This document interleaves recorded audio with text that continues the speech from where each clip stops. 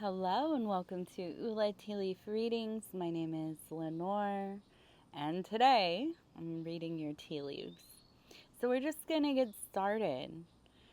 Immediately we have a person, and let me grab my little pointing pencil. We have a person standing. Let's get in a little closer here. We have a person standing here on the rim, and we have the head right up in this area. We have the upper torso. The arm is raised, and it looks like, it looks like a little bit of an arrow, right? And it looks like they're maybe kind of uh, releasing this, throwing it, kind of, taking their shot, if you will. And so I feel like this is the time, and now we're on the rim, right? Not very often do we have these beautiful, kind of fully developed symbols hanging out in the more, what I consider, how I read from my bowls, is that up here on this rim, on the incline, this is like the more metaphysical, this is the esoteric, this is where the daemon dwells, and that is not to be confused with demon, right?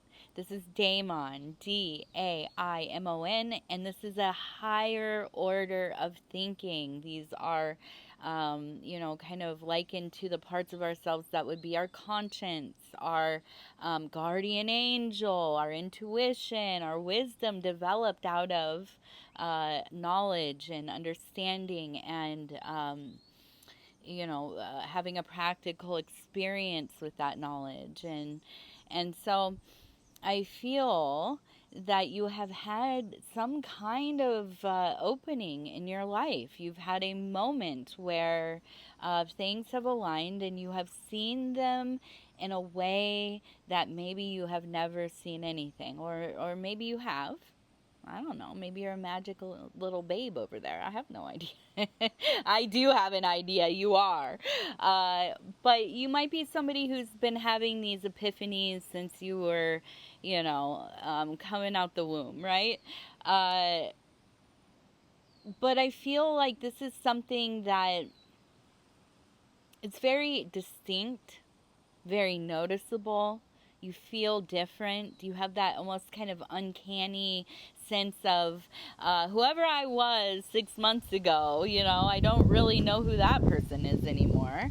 The wind is coming up. I'm just going to, what do I have that could weigh this down? I have my little bag of traveling things that I use for readings. So I feel that this moment has happened. You feel it, you taste it, you smell it. It is all around you. It is kind of, coming into you, coming out of you. It is all the things on all the levels, right? It is into the fabric of your being, of your existence, of the reality you choose to dwell within. And I don't think that you can stop yourself from going for it. I think that you know exactly what I'm talking about. You know exactly what you want, what you desire, what you have been yearning for.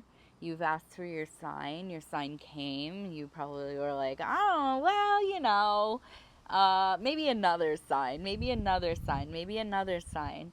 And, it's like one message from the universe after another. And finally, you've come to that place where it's like, okay, well, I'm either going to live this or I'm going to live something else. This is not a time for idleness, right? This is not a time to be meek or hidden or, worried about, well, I don't know, maybe insecurities. Maybe it's the configuration of your life as it is right now. You're worried about maybe taking this chance will change things. Maybe you don't know what that looks like, or I don't know, maybe you're somebody who's just really not that super into change, you know, but here we've met a point where it's like, man, can't really sleep at night. And when I do, the dreams are very potent. And the same feeling, the same message, you're waking up with the same taste in your mouth. And it's ravenous, right? There's no other way. Well, there are many other ways, right? There are as many ways as you can conceive of, but man, this one feels sweet. It feels good. And I see you. I see you absolutely taking your chance. Now, what is it? What is it? What are we looking at? We have a large E right here. Okay. I'm wondering, obviously it's like, is this love, dude? You know me. I like to talk about love, and creative endeavors. I mean, really, the ideal is like having a nice little creative love affair, right? Little dalliance with the muse. That's peak, maybe close to peak experience, right? But oftentimes, these things are not just love in the sense of like, eros or amorous endeavors, although that could be. But more often than not, it's like, yeah, I'm finally going to see if I can get that job, dude. I'm finally going to go out here and, start my YouTubes, start doing content, start, showing people my artwork. I'm going to start, going and doing stand up, or I'm trying to think of different things. That would be like, it takes a lot of courage to share yourself, to share something that you have created, something different, something that maybe people around you wouldn't expect of you. And that is a kind of love, the love of our craft, the love of our obsessions, our need to create, to make. That's a love that is, I don't I don't know how to explain it if you haven't been there. There's something about making, um, and it's not even really. I mean, to me, it's like childbirth, I guess. Um, it's about becoming like a mother, right? Like, yeah, I did the things, and I grew this life, uh, and I helped it come forth, right? But it's not mine. It's not mine. It's not like I am the artist that created this person, and I get all the credit for that. And so is it art, right? Thought, philosophy. These are things that we are remembering, we are finding. They are datas that are being attracted to us for one reason or another, and we are combining them. We are re-releasing them into the world, right, for others to enjoy, to consume, to experience, to um, have a little swim. And that kind of love, ooh. If you haven't tried it, I would say do it. Do it. Do it. Don't think about it. Just do it. You know? Even if you're just like writing in a notebook, dude, do it. It doesn't have to be for anybody. So I see you going forth, right? You're doing the thing. You're falling in love. You're in love. You are on fire with this passion, this drive. Okay? Um, And we have this wanting. It feels like we have the nest, we have a bird, we have a person down here. Almost like they're kind of running away or sliding down. And I almost kind of wonder, and look at this exclamation mark. I was like, do I say this? Is this like too personal? Um, but listen, if you've listened to any of my readings through the years, you know I've used this as my therapy a lot of times. And I've talked about my childhood and, just the the trauma of all of that, but the chaos, the hurt, the pain, all of these things. So I feel like, we might not really know each other that well, but I want you to know it's coming from a place of love. I'm not, no judgment, but I feel that somebody in your youth, maybe a father figure, maybe an older brother, maybe, is the neighborhood, the people your parents like played bridge with or whatever. I feel that there was a very kind of, I want to say it feels like type A, masculine energy, probably fairly good looking, because there feels to me like if I look at this person from your vision, uh, it's almost kind of like they're intimidating, they're beautiful. There's like a weird kind of fond, not weird, but it's like it feels like I shouldn't have this fondness for this person, like a little crush. You know what I mean?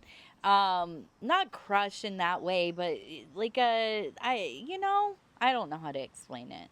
But here's the thing is that they were not, they did not treat their partner or their partners or maybe even their family in general that well. This is a person that was like, not calling when they weren't going to come home that night. They're disappearing constantly, always busy, on the phone a lot. And I'm saying back in the day when it was like, I got to go make a phone call in the kitchen, not like we're sitting here having dinner and I'm scrolling my phone, although, that sucks too. But this is like, oh, I got to go take this call in my office. I'm getting called back in. It's like this constant feeling of them being gone or trying to escape the situation of family, maybe relationship, intimacy. Um, Not so much responsibility, because I feel like that, and we have the nest. So it's like the nest and the nest down here, and it's almost kind of like there's still the respect because there's the ability to keep the nest together, right?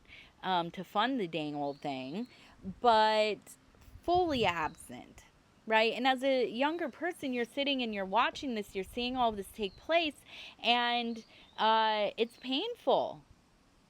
It's a painful experience to see somebody who you admire, who you have a fondness for, and maybe even is kind of a role model in a lot of ways. And forget about it if this is actually like a close family member. But to see this and internalize these kinds of behaviors, these dynamics, I feel like it's something that you have had to work through, maybe through your own kind of mirroring of behaviors, or finding partners that mirror these behaviors. Okay, maybe a little bit about, maybe you won the jackpot like myself, where I sometimes mirror behavior. I also have found people in my life that mirror the behaviors, right? And it's not necessarily this one. Sometimes just, I don't know, meanness, disrespect. Um, I don't know. I haven't had this problem. I might stick around a little too long sometimes. you know? Um, but yeah, that we do that, don't we?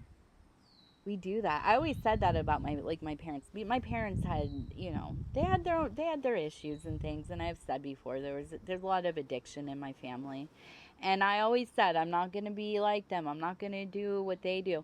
Well, I never even when I was young. I never even had a period of time between when my parents passed away from their addictions to where I, like, had a gap of time and I was like living a good life or a clean life, anyways. And then I succumbed to my addiction or whatever.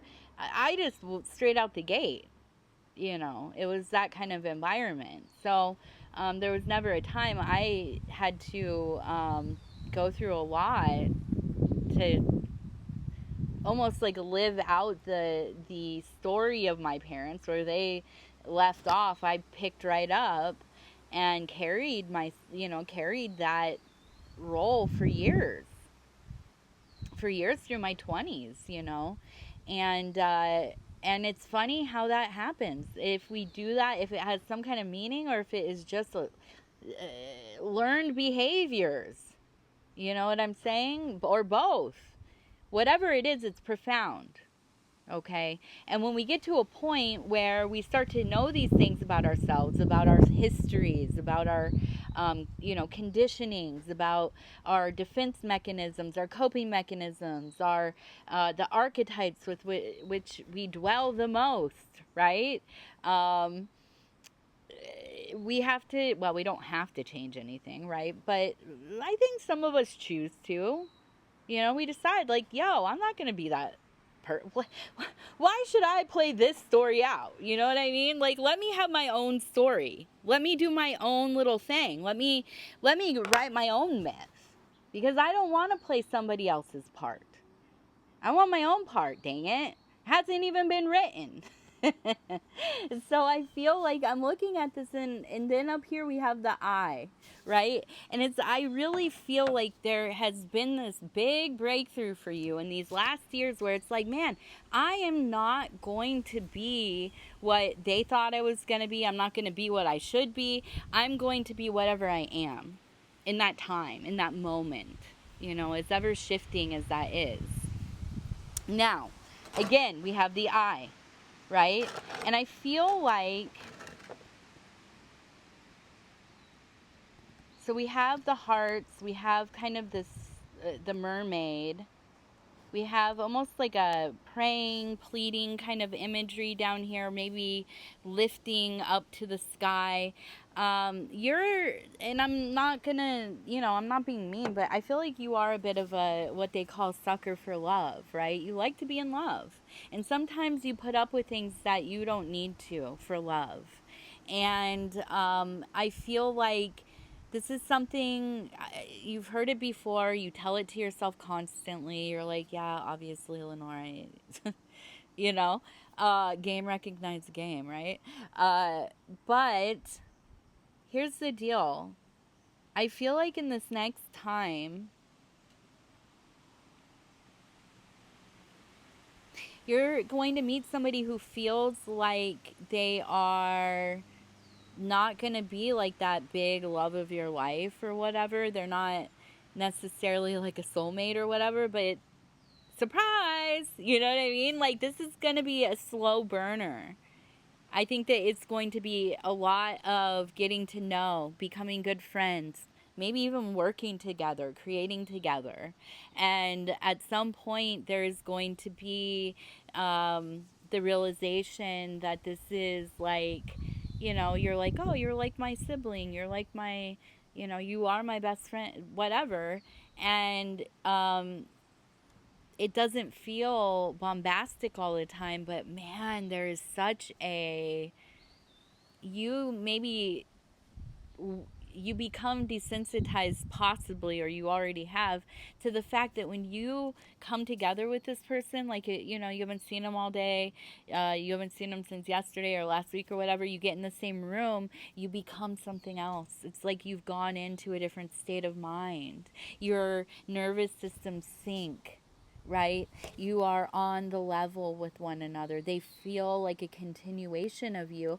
It doesn't necessarily feel super hot and heavy, though. It feels safe, like you can be all the things. You can play. When's the last time you've had somebody in your life you could play with? I mean play. I don't mean like play games. I'm not gonna run no games, right? Who has time for that? But that you can play with them. And there's no judgment. It's fun, it's creative. There's, an understanding of the language and all of its distortions, personalizations. This is a person that you are made to know. And there will be love here. I promise you that. All right, I'm going to pick one card, and it's going to be your power card, then I'm out. Then I'm out. I got to go. I'm running late. I'm going to be in trouble. Oh, there we go. Look at that. Long-term goals met. Ooh, babe. Babe. This is, you, like, are you manic? No, you just having a good time. You feel happy. I see this. It feels like, smiling. You are doing it. It's going to get going. It's going to get going. All right. Don't give up. Keep doing the thing. It's all beautiful. The project is. Anyhow, I love you. I love you. I love you. Please take care of yourself. We'll talk soon. And